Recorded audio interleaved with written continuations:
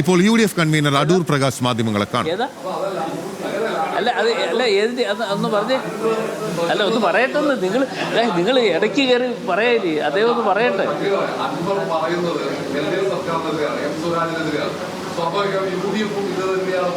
അതിപ്പോഴത്തെ കാര്യമല്ലയോ ഞാൻ ചോദിച്ചത്. കഴിഞ്ഞ പൊതു തെരഞ്ഞെടുപ്പിൽ PV അൻവർ ഇവിടെ മത്സരിച്ചത് ആരുടെ സ്ഥാനാർത്ഥിയായിട്ടാണ് മത്സരിച്ചത്? LDF സ്ഥാനാർത്ഥിയായിട്ടാണ് മത്സരിച്ചത്. അപ്പോൾ ആ LDF സ്ഥാനാർത്ഥിയായി മത്സരിച്ച് വിജയിച്ച ശ്രീ അൻവർ എവിടെ വോട്ട് നഷ്ടപ്പെടാൻ പോകുന്നത് എന്ന് നിങ്ങൾക്ക് തന്നെ ഒന്ന് വിലയിരുത്തൽ നടത്താൻ പറ്റുമല്ലോ. ആ വിലയിരുത്തൽ നടത്തിയാൽ മതി.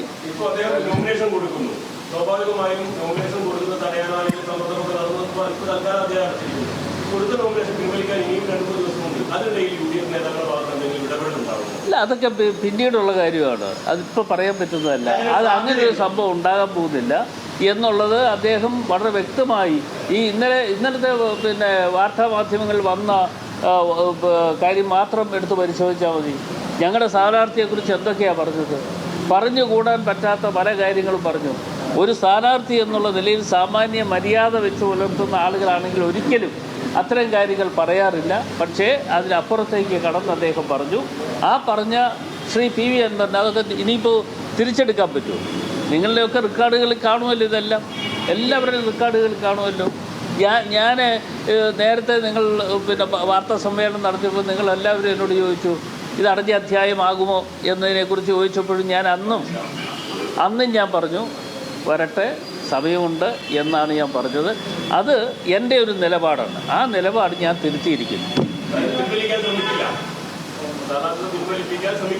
ഞങ്ങളതിന് അദ്ദേഹത്തിന് UDFുമായി സഹകരിക്കണമെന്നുണ്ടെങ്കിൽ ആദ്യം സ്ഥാനാർത്ഥിത്വം പിൻവലിച്ച് വരട്ടെ, അന്നേരം നമുക്ക് ആലോചിക്കാം. അല്ല, അതേക്കുറിച്ച് ആ സാധ്യതകളെ കുറിച്ച് ഇപ്പോൾ നിങ്ങളുമായി പ്രതികരിക്കാൻ തയ്യാറല്ല. ഞങ്ങളുടെ UDFിൻ്റെ നേതാക്കന്മാർ, മുതിർന്ന നേതാക്കന്മാരുമുണ്ട്. അവരുമായൊക്കെ ആശയവിനിമയം നടത്തിയതിന് ശേഷം മാത്രമേ അത്തരം കാര്യങ്ങൾക്ക് മറുപടി പറയാൻ പറ്റുള്ളൂ.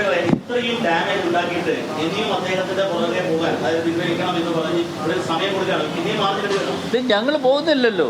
ഞങ്ങൾ പോകുന്ന പ്രശ്നമില്ല. ഞങ്ങൾ ആദ്യം തന്നെ പറഞ്ഞെന്താ, ആദ്യം ഞങ്ങളുടെ സ്ഥാനാർത്ഥിയെ അംഗീകരിക്കുക. അതുകൂടാതെ രണ്ടാമത്തെ കാര്യം UDFിൻ്റെ അസോസിയേറ്റ് അംഗമാക്കാൻ ഞങ്ങൾ തയ്യാറാണ്. അതാണ് എന്നോട് അറിയിക്കാൻ പറഞ്ഞ് ഞാൻ അദ്ദേഹത്തെ അറിയിച്ചത്. അദ്ദേഹം അത് അക്സെപ്റ്റ് ചെയ്യാൻ തയ്യാറാകാതെ ആണ് ഈ കഴിഞ്ഞ ദിവസങ്ങളിലൊക്കെ മുമ്പോട്ട് പോയത്. അപ്പോൾ തീർച്ചയായിട്ടും അത് ഞങ്ങൾ സ്വീകരിച്ചിരിക്കുന്നു. അതുകൊണ്ടാണ് ഞാൻ പറഞ്ഞത് അടഞ്ഞ അധ്യായമായി മാറിയിരിക്കുന്നത്.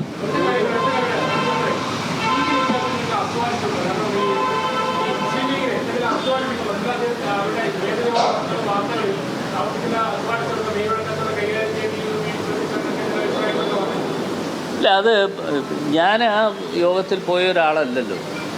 മുസ്ലിം ലീഗിൻ്റെ എന്നെ സംബന്ധിച്ചിടത്തോളം അങ്ങനെ ഒരു അസ്വാരസ്യം ഉള്ളതായി എൻ്റെ ശ്രദ്ധയിൽ വന്നിട്ടില്ല. ആ അസ്വാരസ്യം അങ്ങനെ ഒരെണ്ണം ഉണ്ടായതായിട്ട് അല്ലെ. ഇപ്പോൾ നിങ്ങളിലൂടെ പല കാര്യങ്ങളും പറയുന്നുവെങ്കിലും അതല്ലാതെ അതിനപ്പുറത്തേക്കൊരു കാര്യവും എന്നെ സംബന്ധിച്ചിടത്തോളം അറിയില്ല.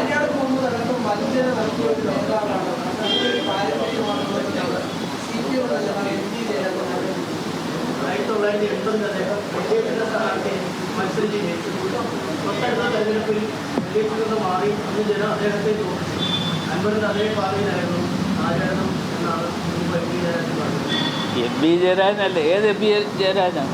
അല്ല, ഏതിന് ജയരാജനാണ്? EP ജയരാജനാണോ, MP ജയരാജനാണോ, P ജയരാജനാണോ? MP Jayarajan.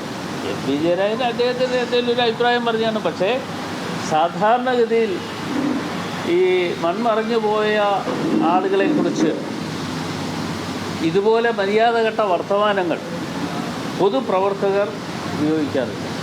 അത് അദ്ദേഹത്തിൻ്റെ മര്യാദയുടെ ഭാഗമായി തന്നെ നമ്മളതിനെ കാണുക. ആ മര്യാദകൾ ഉണ്ട് എങ്കിൽ ഒരിക്കലും അദ്ദേഹം അത് അത്തരത്തിൽ ചിന്തിക്കാനോ അല്ല അത്തരത്തിൽ വർത്തമാനം പറയാനോ തയ്യാറായില്ല. അത് അദ്ദേഹത്തിൻ്റെ ഒരു സംസ്കാരമാണെങ്കിൽ ആ സംസ്കാരത്തിൽ നിൽക്കട്ടെ. ബാക്കി കാര്യങ്ങൾ നമ്മൾ നോക്കിക്കണം.